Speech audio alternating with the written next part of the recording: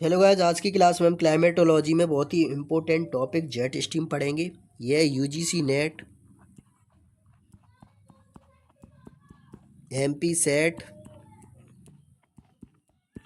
MP TET, Madhya Pradesh पात्रता परीक्षा वर्ग 1 के लिए बहुत ही इम्पोर्टेंट है। जो स्टूडेंट पीएचडी एंट्रेंस टेस्ट की तैयारी कर रहे हैं उनके लिए भी यह क्लास बहुत इंपॉर्टेंट है। यहाँ से क्वेश्चन पूछा ही जाता है। अगर आप हमारे चैनल पर नए हो तो हमारा चैनल सब्सक्राइब जरूर करें, लाइक भी करें और अपने दोस्तों को शेयर भी करें। अगर आप हमारे टेलीग्राम चैनल से जुड़ना चाहते हैं तो आप डिस्क्रिप्शन बॉक्स में जाकर टेलीग्राम चैनल की लिंक दिए, वहाँ पे आप जुड़ सकते हैं। ठीक है। आज का कॉन्सेप्ट बहुत ही इंपॉर्टेंट है, यहाँ से क्वेश्चन पूछा जाता है। आजकल क्वेश्चन कॉन्सेप्ट से बनने लगे हैं। जिनके कॉन्सेप्ट क्लियर होंगे उनके ही क्वेश्चन करेक्ट होंगे। इसलिए आप हमारे क्लास में निरंतर बने रहें, अंत तक बने रहें। ठीक है। अब हम स्टार्ट करते हैं जेट स्ट्रीम। जेट स्ट्रीम क्या है? जेट स्ट्रीम क्षोभ मंडल की ऊपरी सीमा में सक्रिय पट्टी में पश्चिम से पूर्व दिशा की ओर विसर्पी रूप में प्रवाहित होने वाली परिध्रुवीय प्रबल पवन धारा को जेट स्ट्रीम कहते हैं। आप इस ग्लोब में देख सकते हैं, ग्लोब पर देख सकते हैं, क्षोभ मंडल में ऊपरी सीमा में ये जेट स्ट्रीम चलती है। कैसे चलती है? कैसे चलती है? पश्चिम से पूर्व की ओर, वेस्ट से ईस्ट की ओर चलती है। बहुत ही इंपॉर्टेंट है, पूछ लेते हैं कि जेट स्ट्रीम की क्षोभमंडल, ऊपरी क्षोभमंडल में दिशा क्या है। ठीक है, ऐसे पूछ लेते हैं। कैसे चलती हैं, ऐसे क्वेश्चन बनते हैं। कैसे चलती हैं? पश्चिम से पूर्व की ओर चलती हैं और विसर्पी रूप में ये म्यांडर बनाकर चल रही हैं। क्या चल रही है? म्यांडर बनाकर चल रही है। ठीक है। इन्हीं पर ध्रुवीय प्रबल पवन को क्या कहती है? जेट स्ट्रीम कहती है। आ गया समझ में? बहुत इंपॉर्टेंट है। अब ये जानेंगे इनकी खोज कैसे हुई थी। इनकी खोज द्वितीय विश्व युद्ध के दौरान उस समय हुई थी जब अमेरिकी बमवर्षक जेट विमानों को जापान की ओर उड़ान भरते समय पवन की विपरीत रुख का सामना करना पड़ता था उन्हें। तो जिस कारण जेट यानों के पूर्व से पश्चिम की ओर जाने से उनकी गति में अत्यधिक कमी हो रही थी। इसके विपरीत वह लौटते समय कैसे? पश्चिम से पूर्व की ओर जब वहां से लौट रहे थे तो जेट विमान की गति में आसितत वृद्धि हो रही थी। इसी परिस्थिति का अध्ययन उन्होंने किया। उसके पश्चात उन्होंने जेट स्ट्रीम अवधारणा की उत्पत्ति की। ठीक है, आगे समझ में? ऐसे जेट स्ट्रीम की उत्पत्ति हुई। गाइस, अगर आपको समझ में आ रहा है तो हमारा चैनल सब्सक्राइब जरूर करें, लाइक भी करें और अपने दोस्तों को जरूर शेयर करें जिससे उनको भी लाभ हो। बिल्कुल कंजूसी ना करें शेयर करने में।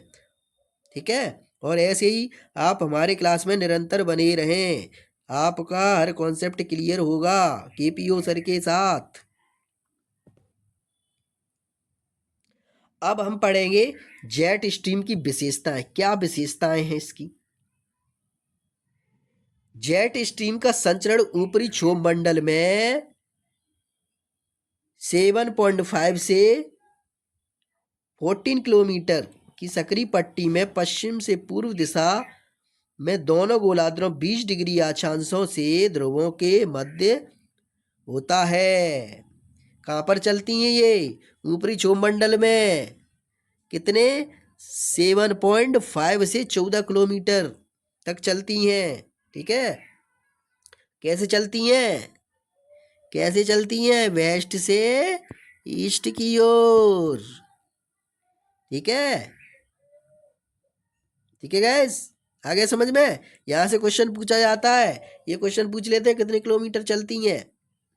ठीक है, याद कर लो इसको।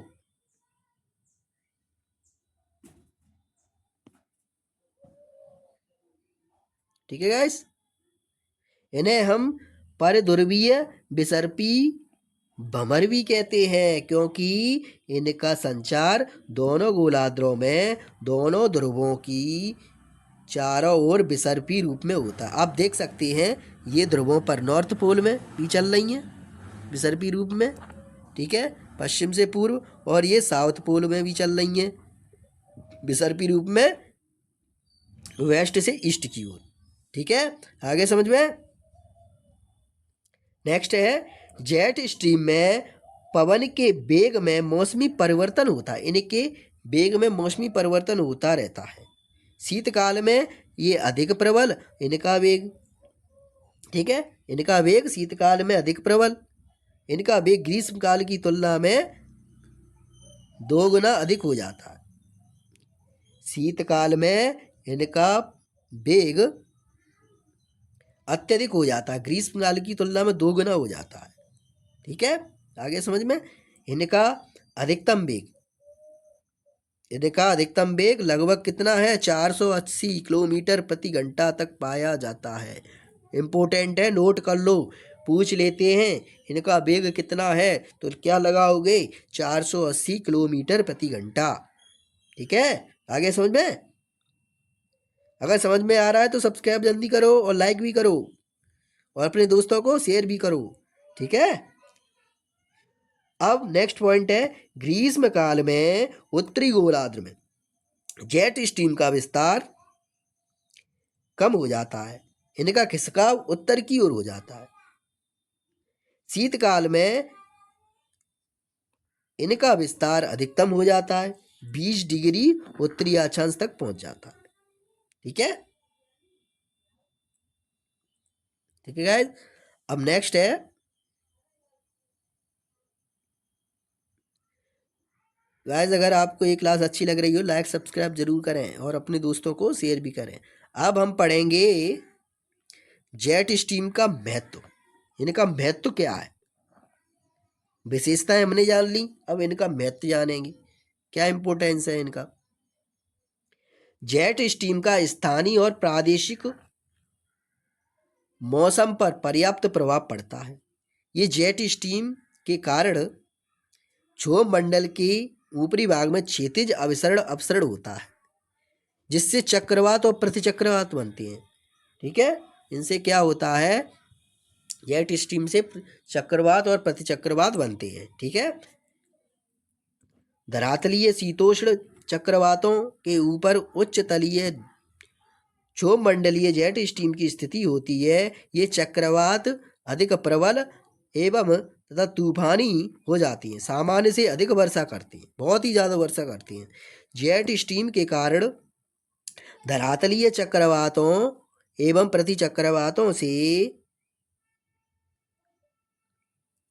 इनके कारण धरातलीय चक्रवात और प्रतिचक्रवात के स्वरूप में परिवर्तन होने से स्थानीय मौसम में उतार चढ़ाव होता है। जेट स्ट्रीम के कारण चक्रवात और प्रतिचक्रवात के स्वरूप में परिवर्तन होने से क्या होता है, मौसम घटता बढ़ता रहता है, ठीक है। नेक्स्ट है जेट स्ट्रीम में वायु का लंबवत संचार 2 तरह से होता है। चक्रवातों में हवा ऊपर उठती है, प्रतिचक्रवात में हवा नीचे बैठती है, ठीक है। आप देख सकते हैं चक्रवात में हवा क्या होती है, ऊपर उठती है, और प्रतिचक्रवात में हवा नीचे बैठती है। इस तरह उच्च तलीय हवा में ऊपरमुखी और अधोमुखी संचार होने से क्षोभ मंडल समताप मंडली की हवा में तेजी से मिश्रण होता है, जिस कारण मानव जनित वायु प्रदूषकों और क्षोभ मंडल से समताप मंडल में परिवहन कर दिया जाता है, जो ओजोन क्षय का प्रमुख कारण है, ठीक है। आगे समझ में। ये महत्व है, आप पढ़ सकते हैं, ठीक है, बहुत ही इम्पोर्टेंट है। तो गाइस आज की क्लास में हमने जेट स्ट्रीम को कंप्लीट कर लिया। इसको जेट स्ट्रीम के बारे में जाना, जेट स्ट्रीम क्या है, कैसे चलती हैं, कहाँ चलती हैं, ठीक है, और इनकी विशेषताएं भी जानी और इसका महत्व क्या है, ठीक है। तो गाइस आज की क्लास हम यहीं तक करेंगे। अगर आपको ये क्लास अच्छी लगी हो लाइक सब्सक्राइब और शेयर ज़रूर करें, जिससे आपके दोस्तों को भी लाभ हो, ठीक है। और आप ऐसे ही हमारे क्लास में निरंतर बने रहें। अगर आप हमारे टेलीग्राम चैनल से जुड़ना चाहते हैं तो आप डिस्क्रिप्शन बॉक्स में जाकर टेलीग्राम चैनल की लिंक दी है, वहाँ से आप जुड़ सकते हैं, ठीक है। और अगर आप हर कॉन्सेप्ट क्लियर करना चाहते हैं तो आप ऐसे ही हमारी क्लास में बने रहें और सब्सक्राइब ज़रूर करें, लाइक भी करें, ठीक है। और अपने दोस्तों को शेयर भी करें जिससे उनको भी लाभ हो, ठीक है, समझ रहे हो। तो गाइस आज हम यहीं पढ़ेंगे, यहीं तक पढ़ेंगे। जो भी भाई बहन है उनको रक्षाबंधन की बहुत बहुत शुभकामनाएं, ठीक है। आप अच्छे से अपना रक्षाबंधन मनाएं, ठीक है। धन्यवाद।